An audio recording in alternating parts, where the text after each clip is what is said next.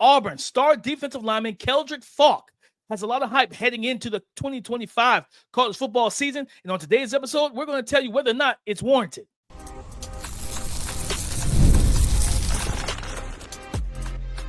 You are Locked On NFL Draft, your daily podcast covering the NFL Draft. Part of the Locked On Podcast Network, your team every day. Welcome back to the Locked On NFL Draft Podcast, your daily podcast covering your favorite draft prospects, part of the Locked On Podcast Network, your team every day. I'm your boy, Damian Parson. I am an NFL draft analyst with Bleacher Report. That's my guy, Keith Sanchez. He is a director of scouting with the Draft Network and 2019 national champion with those LSU Tigers. And as always, thank you for making Locked On NFL Draft your first listen today and every day. Shout out for being our every dayers, guys. Again, we're keeping the edge rush scouting going. Keldrick Faulk, the star defensive lineman from Auburn. He plays multiple positions. We're going to break down his game. Derrick Moore is the guy that you need to know about on that Michigan defensive line. And then Gabe Jacas over at Illinois, potential first-round pick if all goes right in 2025. But before we can get into all of that, today's episode is brought to you by FanDuel. Right now, new customers can get $200 back in bonus bets when your first $5 bet wins.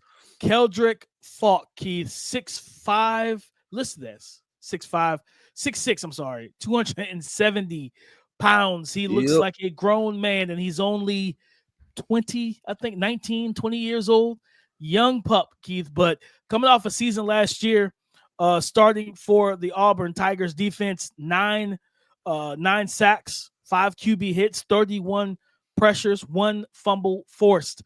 He was a force last year. One of the things I think it's kind of just through the first couple guys that we've scouted, Keith, there's a theme here: power, strength, collapsing with grown man ability. All these guys we've talked about so far, including Keldrick, are power rushers, guys that will absolutely drive you back into the backfield. And that was one of the first things I wrote down. He's just a power defender as both a run, playing the run, and also as a pass rusher. He generates so much force with his hands, and he's still young. So it's like to see him play with that type of power. And they always say, like, you know, guys that are 19, 20 years old haven't hit that grown man strength and grown man body. Well, I hate to see what that looks like when he hits it, because he already has strength and power. To me, he's an inside-outside versatility guy, a little bit of a tweener. The guy that can play that 4-eye, 5-tech, as well as kind of a base defensive end as well. Excuse me. He anchors well against the run, and he has strong hands. And to see him get 9 sacks last year, and can I say, I felt like for him, of the guys we talked about so far, he's the one who I want to see that bag expand as a pass rusher. Like, he uses the bull rush and the long arms so much that at times he does get stalled out because it's like, well, that's the main move you're throwing. Yeah. He's adding some other counters to it. It's going to make it very difficult to be able to keep him out of the backfield and keep him away from your quarterback. Yeah, so with his process, remember watching Kayvon Thibodeau, and it felt like Kayvon went collision first. Remember that? Like, it felt like he didn't threaten the outside arc.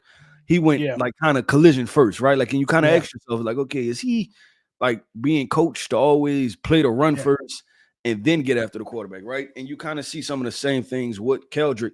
But I'll say this, DP. One, I agree with you with the bag expanding. And upon the bag expanding, if that happens, Keldrick Faulk of any edge rusher has the opportunity to be a top 5 pick. Could you see the potential and the underlying things, like, you know what, I could see this guy being called very early in round 1 of the draft. Just you look at the height, right? 6'6", the weight 270. You look at that athletic ability, the fluid movements, they moving up and down the line of scrimmage, which showcases well for versatility. Am I a big fan of it? Once again, no. Probably not. Right. But Keldrick Faulk has the upside, and I see it. And he's a guy, to be completely honest, DP. Sometimes you watch players and you say, oh, pretty good. And then sometimes you watch guys and you get excited, right? Like, you up there, you could be watching film 10, 11 o'clock at night. Then sometimes you cut on film and they make you kind of like, sit up a little bit, like, oh, I ain't tired no more. I needed this, right? It's a little jolt of energy. I remember that. When was this? And I text you. in regards, my first time watching Olu Fashanu, right? I'm like, then I cut him on. I'm like, DP, get your eyes. Yeah. I'm not gonna tell you, but watch him, right? And that's how it was watching Olu. But I get what Keldrick that, this is the guy that have the makings. Now, the question is, round one, first round, there's a lot of things that go into that, right? And part of that is team success, hype, storyline, what could be sold to the fans, right? And so he's at Auburn. We don't know how Auburn is going to go this year, right? It can go various different ways. But Keldrick, I'm sorry, in a vacuum has the opportunity to be a very good football player. And I'm excited to see what he does, because if he puts it all together, even DP getting in, you talked about the grown man's strength. Part of that looked like just getting in the weight room even more, right? And having a more defined frame and a defined body. You can still built like a 19-year-old. Yeah, you kind of see it. Yeah, that's like, what? Like, I think if you do a lot of shoulder press, you know what I'm saying? Like, it'll change the game for you. Shoulder press and do some tries and tries to get the job done for you. Get the job done for you. But I'm excited to see what Keldrick does. And I mean, to your point, Keith, you rewind back to the 2025 NFL draft. We saw a guy built similar to him in terms of height and weight and everything like that. Michael Williams, he went top 12. He went 11 overall. That's true. You know what I mean? He went 11 overall. I feel like he already has a more probably. I would say this. His year, the year last year was more productive than what Michael Williams ever had in college. Yeah, 100%. Yes, and I think that's why you get excited watching Keldrick. I'm sorry, watching Keldrick Faulk, and you're like, man, this isn't the finished product. Like, you know what I mean? So it's like that's where the projection come in, because, like, again, we've seen you at your, I would call what we saw last year his floor. Really good run defender that could play as a base defensive end run defender, setting the edge, or playing that 4-eye and some 3 tech and be able to hold up at the point of attack and anchor against the run and not allow offensive linemen to displace him and get up to the second level and pick off linebackers.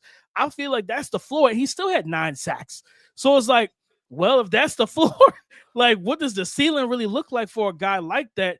And I think the same reason why San Fran had justified why they took Michael. The floor was high. We needed to improve the physicality, the athleticism on our defensive line, and they got a guy that's a really good run defender. So day one, I can start you and I can play you opposite of Nick Bosa, because you're going to stop the run. You're going to set the edge, and Keldrick does the same exact thing. 6'6", 270, whether it's 6'5", 275, whatever his wisdom is going to come out to. He's a tall, long, young man that has the arm length and the body type that, like you said, again, he's 19 and 20. He's not 21, 22. He's not maxed out his frame yet. There's a lot more growth in his body type that he can have. Yeah, this is an exciting dude. And we know that the NFL, like, they like guys like this, because at the end of the day, what can't I teach you? I can't teach you to be 6'6", 270, 280 pounds and be a good athlete and collapse the pocket with power and everything. I can't teach that. Hand usage, technique, nuance, that stuff I can teach you.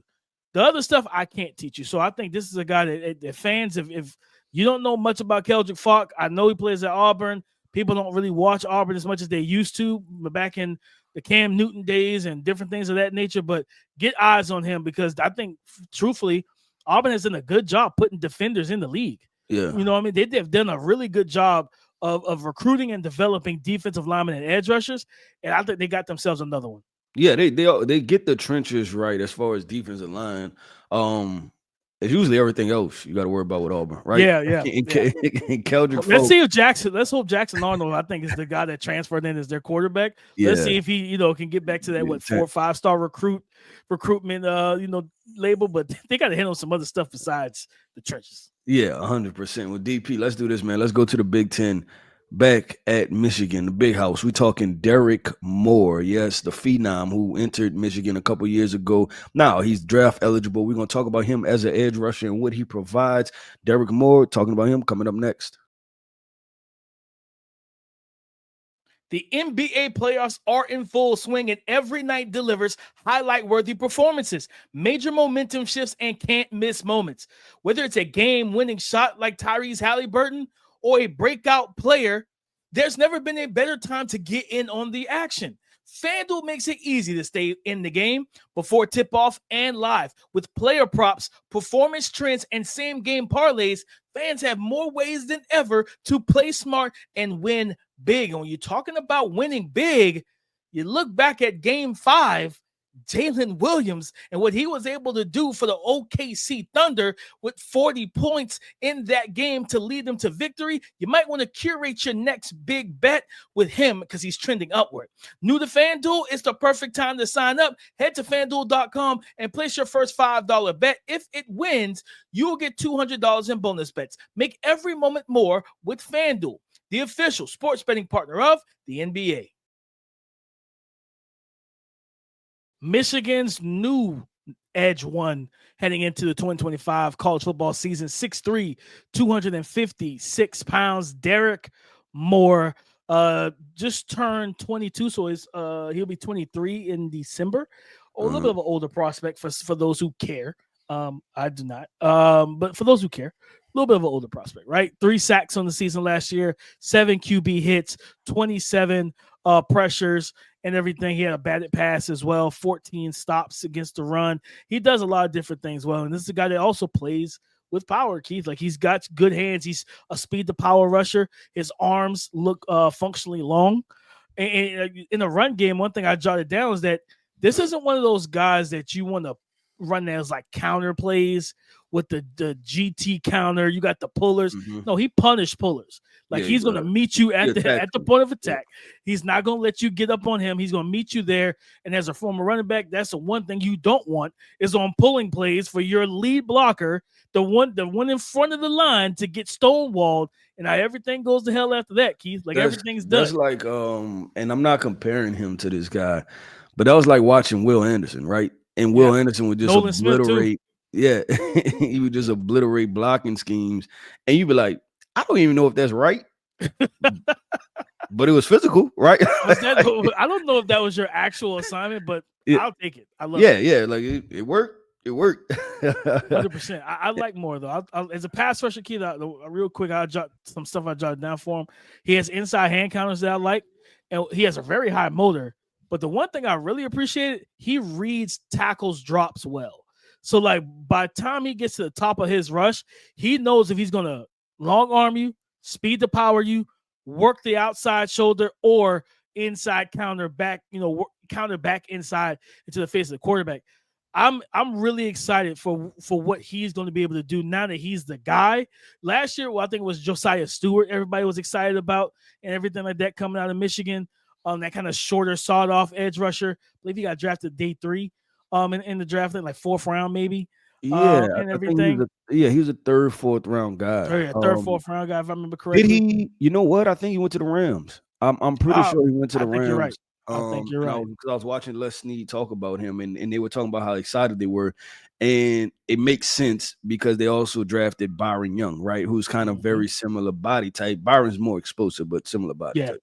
No, 100%. So I definitely think, he's with the Rams, and they just add more edge rush pressure. Like, you know what I mean? Like, it's just like they know what they're building, and I love what they're doing. So I think Derrick Moore, man, strong, like I said, long arms. To me, he has the nuance, and he has a rush plan. Like, you know what I mean? Like, and I feel like his rush plan is consistent. We talked about TJ Parker yesterday at the top of yesterday's show, and I felt like, okay, I want to see him be more consistent. I feel like Derrick Moore, his rush plan is consistent. I think he might have played a little bit more ball, because he's an older prospect, right? So he kind of knows the ins and outs and the details of it all. But yeah, this is a guy I'm excited to watch in 2025. Yeah, so I put him in the bucket, DP, of those to where he fits the mold of the prototype kind of hybrid outside linebacker edge rusher guy, right? And he fits that ideally, right? Like, from the athletic perspective, the body type, the frame, the movement skills, what he does. So you're talking about being a 3-4 team, a 3-4 outside linebacker, for instance, the Packers, right? Like, fits that mold in one of those guys that they put there. But I like what Derrick Moore can do. What I want to see is, and we kind of we usually talk about this for like wide receivers, like, and just more kind of like target share. Like, I want to see more of him, right? Like, applied stuff. Like you talked about, I think he had 4 sacks last year, it's like, okay, cool. Let's see what that uptick looks like. Because when you watch the film, DP, it appears that he has the capabilities to have more sacks than that, right? Yeah. And a lot of things play into it, right? Because Michigan offense being so bad, a lot of teams went into playing Michigan just saying, we're not going to do much because we know their offense can't score, right? And we like, and it's not about we need to score 30. It's about just winning the game. So if we win the game, score 15 and you're good. yeah, right. Like, so we're just running football and keep running the football. So some of those may have come via not wanting, other teams not even wanting to expose themselves to messing up, because not only was it Derrick Moore on the other side, right? But you got to think they had Mason Graham and Kenneth Grant. So it's like, we're going to do not allow the defense to win the football game. Right. And that could have been the game plan. So I'm hoping this year it should be his show, right? Like, it felt like, this thing transitions year after year as far as, the top guy going all the way back to, David Ojabo from 2022, right? Like, it seems like this is his year and he's the standout guy. The torch kind of has been passed to him with a Michigan defense that has been good for some years now, as far as, just overall threshold has been good, full of NFL draft prospects. Yeah. You think of guys like Daxton Hill and things like that, Mike Sanders still, like, it's just been a good defense and they putting out good draft prospects. So Derrick Moore could be next in line for that. Yeah, they've done a really good job putting multiple, like from linebacker to defensive tackle to edge rush, Junior safety. Yeah, like they've done a great job at just doing what they need to do, develop. That's why they give, the past couple of years, they're giving Ohio State issues because they've had the defense that can contend with the high flying power of Ohio State's offenses, whether it's the run game, Jeremiah Smith, Marvin Harrison Jr., who the Emeka Egbuka, it didn't really matter.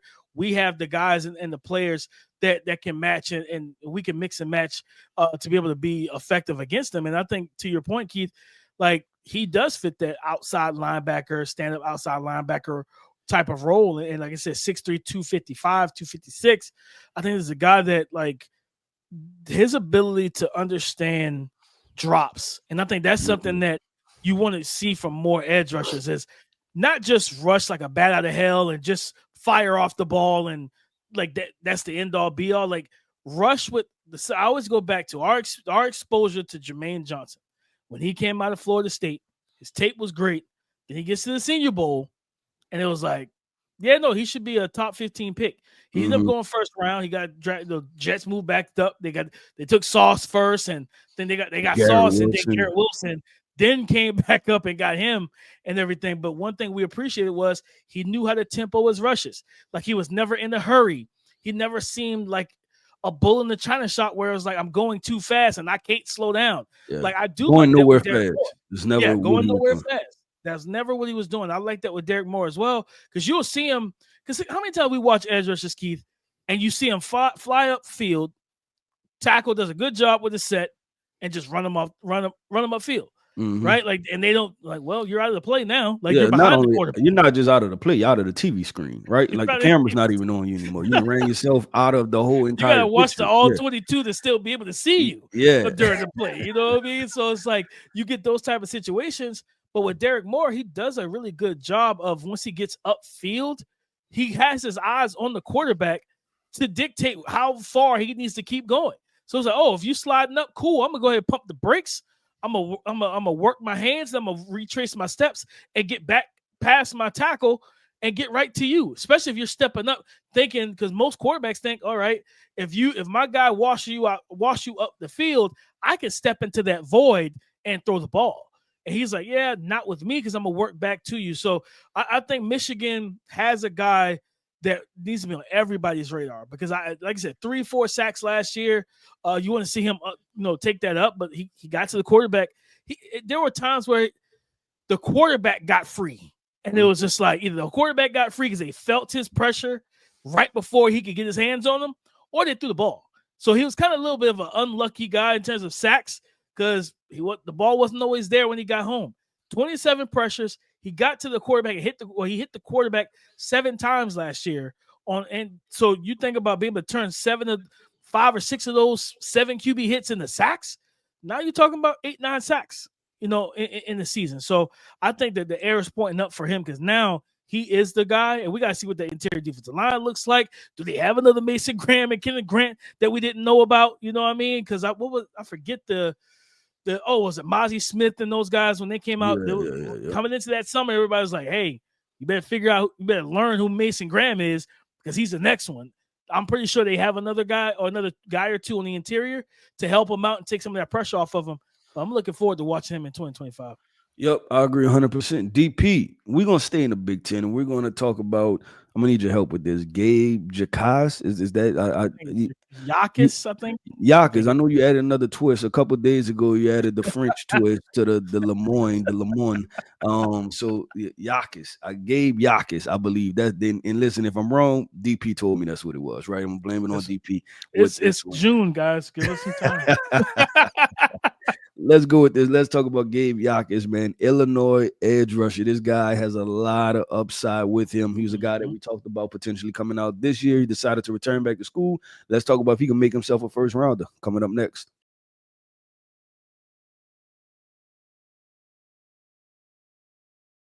Thank you for making Locked On NFL Draft your first listen today and every day. Shout out for being our everydayers. Gabe Jacas. And again, guys, it is June, so do not hold us to this. It might not be his actual pronunciation of his last name, but I'll figure it out. 6'3", 275 pounds. Coming off a season last year, 8 sacks, 8 QB hits, 28 pressures, and he had 2 fumbles forced as well. He drops off into coverage. Even though at 275, like he's a good athlete, I don't mind it, but I don't want that. I want him pinning his ears. I want him going vertical, getting downhill. Coming out of high school, this is a state champion and all-state wrestler. So this guy knows how to battle in close combat, right? Like he knows how to do every bit. It was like a 3-star recruit and everything. And Illinois' defense, we've seen it. They've done some good things in putting good players in the league defensively or just period. And I think one of the things for him that you see heavy-handed, he hand fights very well. Again, that wrestling background plays a part of that in his ability to do that. He will explode into the chest and use his hands well to really shock, though, to be able to shock offensive linemen and those tackles, speed to power conversion, but also a guy that if you wide nine him a little bit and kind of create those manufactured two lanes like we talk about with slot receivers having a two-way go. This is a guy that will sell that outside shoulder very well. And I think it's crazy because we talk about this all the time with receivers and being route salesmen, but pass rushers need to be able to sell too. Like sell that outside rush so you can get that tackle on their heels in a vertical set or a diagonal set, and now you just freed up an inside counter lane for yourself. And that's when those nuances come into play, and he does those things as well. I think he has first-round upside and ability. And again, looking at just like I said, the numbers from him, he's played 3 straight seasons, 2022, 5 sacks, 13 QB hits, and 17 pressures. In 2023, a little bit dipping in production, 3 sacks, 3 QB hits, 16 hurries. But he also he added the forced fumble, and then he went right back up this year, nearly 30 hurries, 8 QB hits, and 8 sacks and 2 forced fumbles. So this is a guy that's trending in the right direction heading into his senior year. And I think that, again, in the Big Ten, you have some teams that will throw it. A lot of teams try to run it like the Iowas of the world because they can't throw the football or never really been able to have the quarterback play to do so. He's going to be able to really prove that I'm a 3-down player in the Big Ten. And that's one of the good things about being in the Big Ten as a defender on the D-line. You're going to have to deal with both. You're going to deal with Ohio State and their passing attack. Then on the flip side, you're going to deal with Iowa and their power rushing attack. How do you handle both? Can you be a 3-down player? I think Gabe Jacas can do that. Yeah, so I'm gonna go with another early comp and don't iron me down to this, but I like the way this guy play. I think he plays with a sense of urgency about himself. He's a high effort, high motor guy.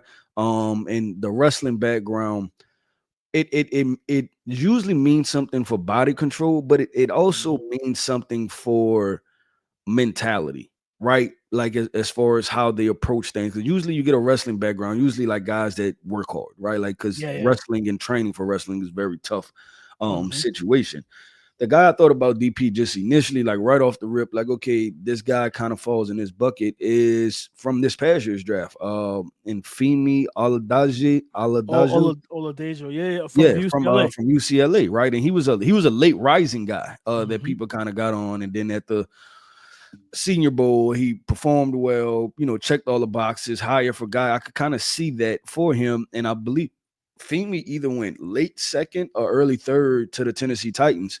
And so I could see that bucket for him, or if not, potentially higher, right? Like if he puts everything together, you're talking about, like you said, just having the opportunities, and being in the Big Ten can go both ways, right? Like maybe you have horrible quarterback play and the guy holds onto the ball and you can get the sack, or you're gonna be in for run the ball 50 times and you never get opportunity to rush the passer. So it can go both ways. Femi was mid-second round, 20th pick in the second round.